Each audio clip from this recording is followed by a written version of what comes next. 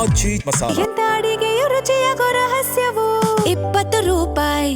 ಸಿಟ್ಟು ಬಿಟ್ರೆ ವಿಜಯಾನಂದ ಕಾಶ್ಯಪ್ಪನವ ಸಿಎಂ ಆಗ್ತಾರೆ. ಸಿದ್ದನಕೊಳ್ಳ ಶಿವಕುಮಾರ ಶ್ರೀಗಳ ವಿವಾದಿತ ಹೇಳಿಕೆ ಇದು. ಬಾಗಲಕೋಟೆ ಜಿಲ್ಲೆಯ ಬಾದಾಮಿಯಲ್ಲಿ ಸ್ವಾಮೀಜಿ ಭವಿಷ್ಯ ನುಡಿದಿದ್ದಾರೆ.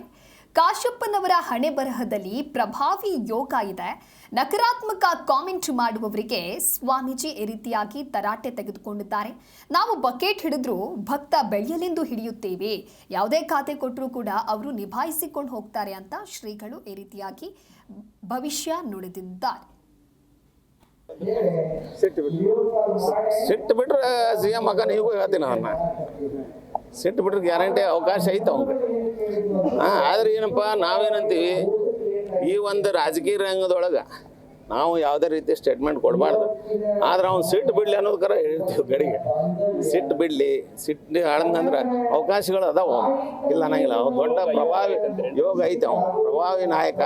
ಉತ್ತರ ಕರ್ನಾಟಕದಾಗ ಒಂದು ಯೋಗ ಐತೆ ಅವ್ನಿಗೆ.